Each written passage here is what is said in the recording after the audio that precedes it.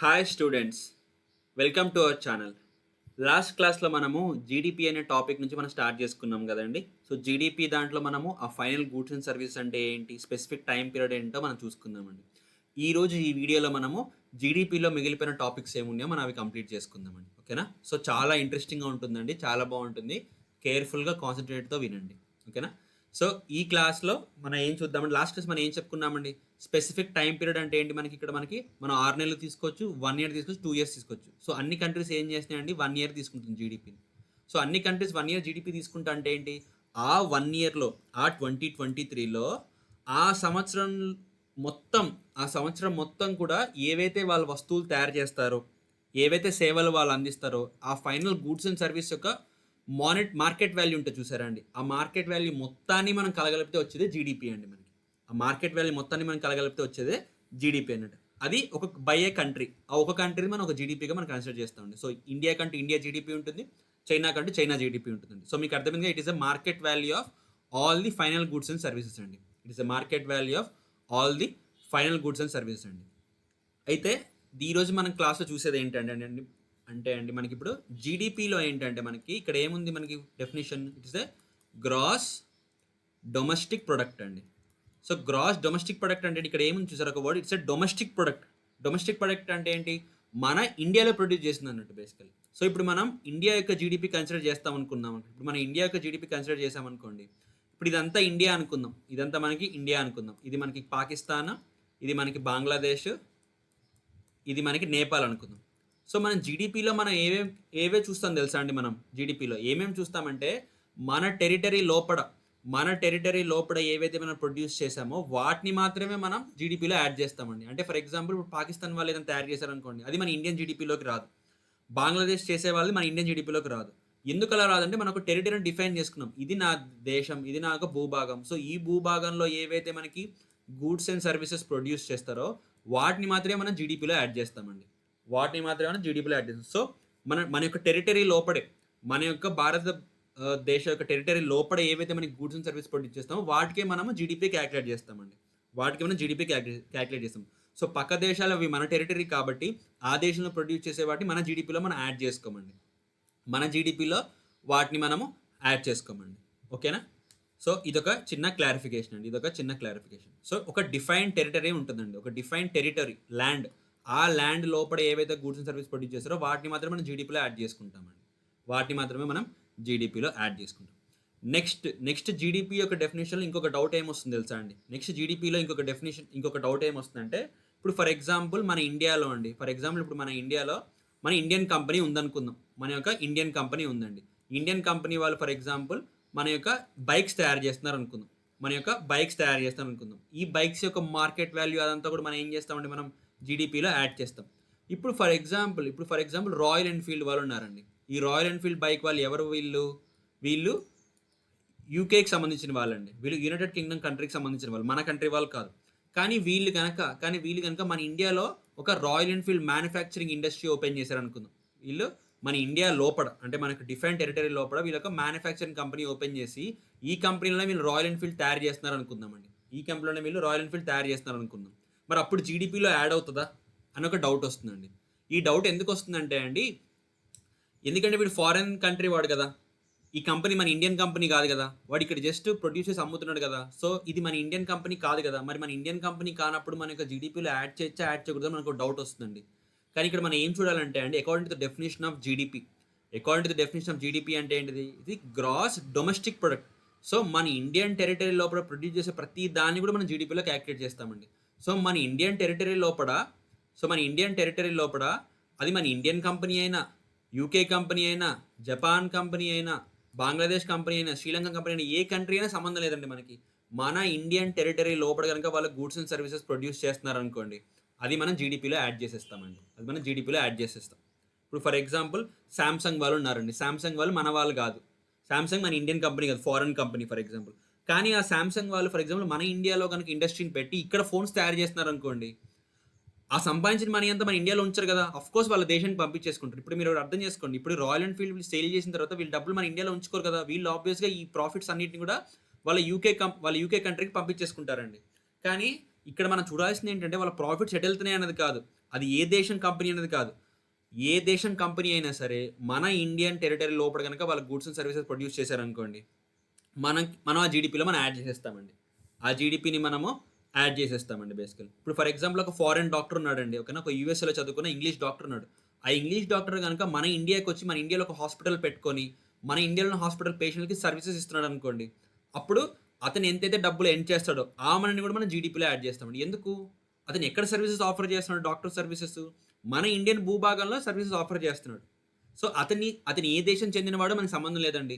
మన యొక్క టెరిటరీలో ఏవైతే మనకి గూడ్స్ అండ్ సర్వీసెస్ ఉంటే ప్రొడ్యూస్ చేస్తాం చూసారా అండి, వాటన్నిటిని మనం జీడీపీలో యాడ్ చేస్తామన్నట్టు. అది మన దేశం వాడా, వేరే దేశం వాడా మనకు సంబంధం లేదు.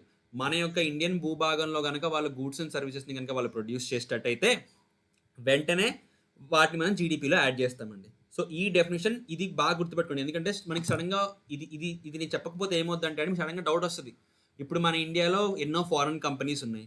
మళ్ళీ వాళ్ళ మనీ ఏం చేసిందంటే వాళ్ళ దేశానికి వాళ్ళు తీసుకెళ్ళిపోతున్నారు. మరి వాటిని మనం జీడీపీలో యాడ్ చేయొచ్చా? యాడ్ చేయకూడదా? అంటే మీకు ఎటువంటి డౌట్ అవసరం లేదండి. మన ఇండియన్ భూభాగంలో ఏ దేశం వాళ్ళైనా సరే, మన ఇండియన్ కంపెనీ అయినా, వేరే ఏ కంపెనీ అయినా మన ఇండియన్ భూభాగంలో గనక వాళ్ళ గూడ్స్ అండ్ సర్వీసెస్‌ని గనక ప్రొడ్యూస్ చేసినట్టయితే, దాన్ని మనం జీడీపీలో కంప్లీట్ చేస్తామండి. దాన్ని మనం జీడీపీలో యాడ్ చేస్తామన్నమాట బేసికల్లీ. ఓకేనా?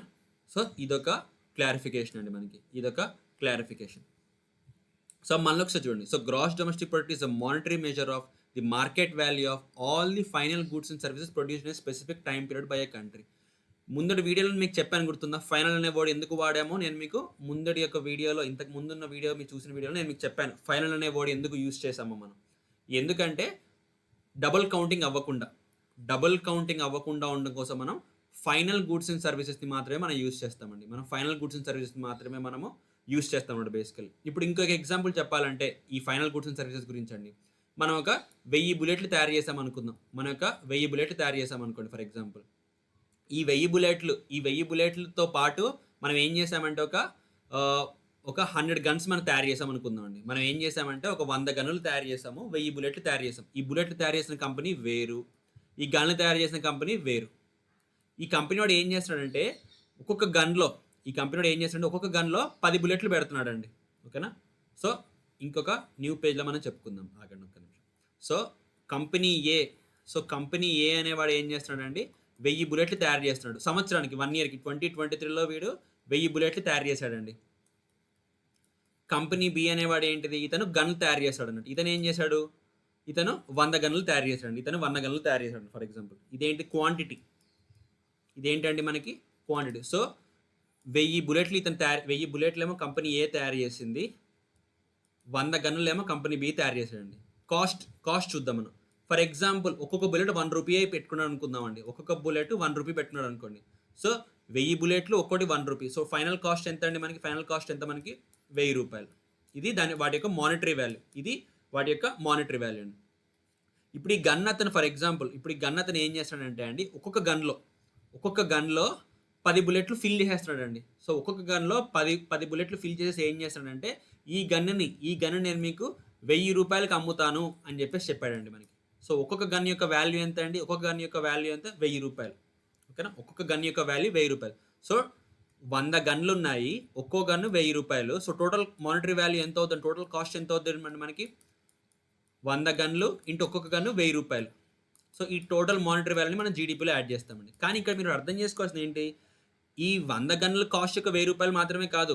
ఒక్కొక్క గన్‌లో 10 బుల్లెట్లు ఏసేసాడు. ఈ 1000 బుల్లెట్లు ఉన్నాయి చూసారా అండి? ఈ 1000 బుల్లెట్‌ని ఒక్కొక్క గన్‌లో 10 బుల్లెట్లు ఏసేస్తూ సో, 100 గన్‌లో మనకి 100 గన్నులు ఒక్కొక్క గన్‌లో 10 బుల్లెట్లు. సో, 1000 బుల్లెట్లు సరిపోయింది కదండీ మనకి. 100 గన్స్ ఒక్కో గన్‌లో 10 బుల్లెట్లు ఏస్తే మనకి 1000 బుల్లెట్లు సరిపోయింది. అవన్నీ కలగలిపిన తర్వాత ఒక్కో గన్ కాస్ట్ ఎంత అయింది? ₹1000 అయింది. అంటే గన్ను ప్లస్ దాంట్లో బుల్లెట్స్. ఓకేనా అండి? సో, ఒక గన్ను ప్లస్ దాంట్లో 10 బుల్లెట్లు. ఈ ఒక గన్ను 10 బుల్లెట్లు కలిపి ఎంతయింది? ₹1000 అయింది. అంటే ఏంటిదండి మనకి ఈ ₹1000 కాస్ట్‌లో ఈ ₹1000 ఒక గన్ కాస్ట్‌లో మనకి 10 బుల్లెట్లు కవర్ అయిపోయినాయి. ఒక గన్ కాస్ట్ కూడా కవర్ అయిపోయింది. సో, మనం జీడీపీ క్యాలిక్యులేట్ చేస్తున్నప్పుడండి ఇది మాత్రమే మనం తీసుకుంటాం. ఈ ఖర్చుని మనం యాడ్ చెయ్యం మనం. ఎందుకంటే ఈ బుల్లెట్ ఖర్చు కూడా ఈ గన్‌లో యాడ్ చేసేస్తేనే కదా ₹1000 వచ్చింది. బుల్లెట్ ఖర్చుని కూడా మనం దీంట్లో యాడ్ చేస్తే మనకి 1000 రూపాయలు అయింది లిటరల్లీ దానికి.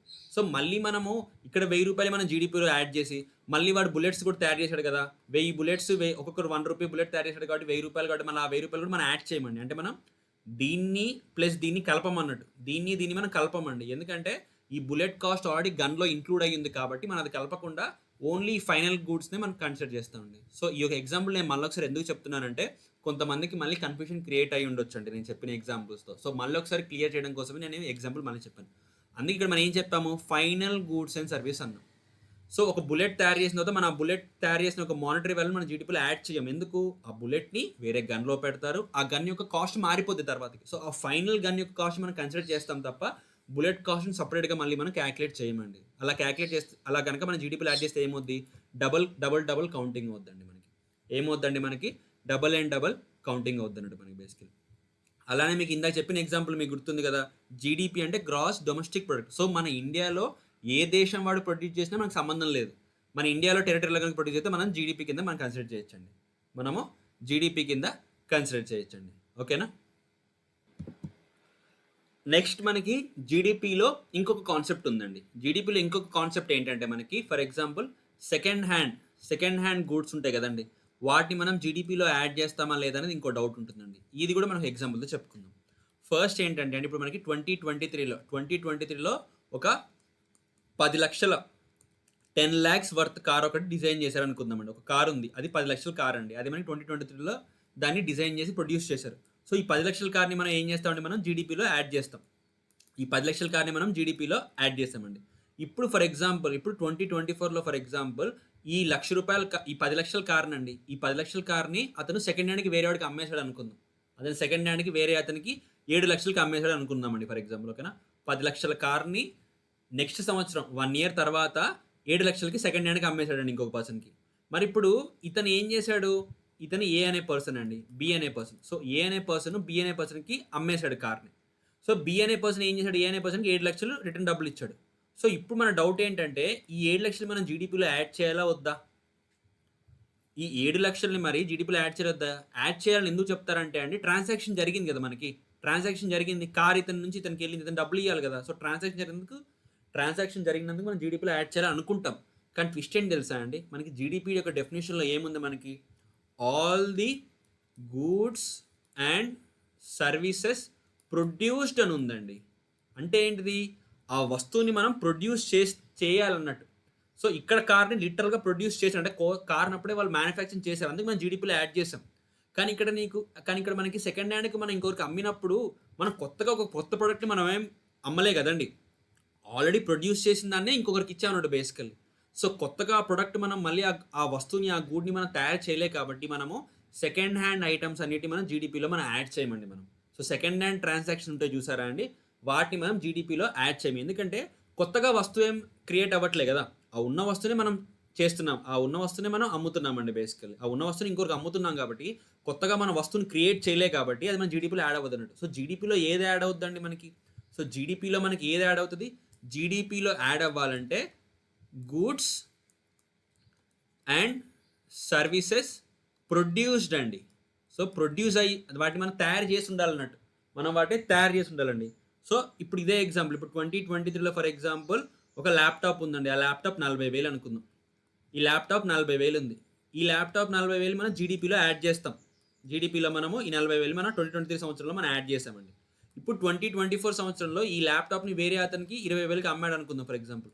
అప్పుడు మనం జీడీపీలో దీన్ని యాడ్ చేయము. ఎందుకు యాడ్ చేయమంటే ఇక్కడ ఇతను కొత్తగా ఇయర్ ల్యాప్టాప్ ఏం మనం ప్రొడ్యూస్ చేయలేదండి. 2024 సంవత్సరంలో మనము కొత్త ల్యాప్టాప్ ఏం మనం క్రియేట్ చేయలేదు, ఉన్న ల్యాప్టాప్ని సేల్ చేస్తామన్నట్టు. ఆ ఉన్న ల్యాప్టాప్ని మనం సేల్ చేసాం కాబట్టి కొత్త వస్తువు మనం ఏం క్రియేట్ చేయలేదు కాబట్టి దీన్ని మనం జీడీపీలో యాడ్ చేయమండి. సో నిజంగా జీడీపీలో ఉన్నది ఏంటిదంటే ఆ వస్తువు కానీ ఆ సేవని కానీ నిజంగా కనుక మనం ప్రొడ్యూస్ చేసినట్టయితే వాటిని మాత్రం మనం జీడీపీలో యాడ్ చేస్తామండి. సో సెకండ్ హ్యాండ్ కార్స్ కానీ, సెకండ్ హ్యాండ్ మొబైల్ ఫోన్స్ కానీ, సెకండ్ హ్యాండ్ ల్యాప్టాప్స్ కానీ ఏవైతే మనకి సెకండ్ హ్యాండ్స్ ఉంటాయి చూసారా అండి, ఆ ఏ సెకండ్ హ్యాండ్ని కూడా మనము జీడీపీలో మనం యాడ్ చేయమండి. అదే ఫర్ ఎగ్జాంపుల్ 2024లో ఇంకో కొత్త ల్యాప్టాప్ తయారు చేశారనుకోండి 40,000కి, ఆ 40,000 కొత్తగా తయారు చేసాం కదా, ఇంకో కొత్త ల్యాప్టాప్ తయారు చేసాం కదా, దాన్ని మనం జీడీపీలో యాడ్ చేస్తాం. బట్ అది సెకండ్ హ్యాండ్ ఐటమ్ అయితే కనుక మనం దాన్ని యాడ్ చేయమండి. అది కనుక సెకండ్ హ్యాండ్ ఐటమ్ అయితే కనుక మనం దాన్ని యాడ్ చేయం. సో, ఐ హోప్ ఈ కాన్సెప్ట్ కూడా మీకు క్లారిటీగా అర్థమైందని అనుకుంటున్నానండి. ఐ హోప్ ఈ కాన్సెప్ట్ కూడా మీకు క్లారిటీగా అర్థమైందని అనుకుంటున్నాను. జీడీపీ విషయంలో ఇంకొక చిన్న కాన్సెప్ట్ ఉందండి. ఇంకొక చిన్న కాన్సెప్ట్ మనం ఇంకొక నెక్స్ట్ వీడియోలో మనం కంప్లీట్ చేసుకుందాం. సో, దాంతో మనం జీడీపీ టాపిక్ మనకి కాంప్రహెన్సివ్‌గా కంప్లీట్ అయిపోతుందండి. ఓకేనా? సో, ఇంతవరకు గనుక మీరు ఈ ఛానెల్‌ని సబ్స్క్రైబ్ చేసుకోకపోతే సబ్స్క్రైబ్ చేసుకోండి. లైక్ చేయండి, కామెంట్ చేయండి. సో దట్ మాకు మోటివేషన్‌గా ఉంటుంది. ఇంకా మోర్ వీడియోస్ చేస్తాము. ఓకేనా? సో, జీడీపీ అనేది జస్ట్ బిగినింగ్ అండి. ఓకేనా? జీడీపీ అనేది జస్ట్ ఒక బిగినింగ్.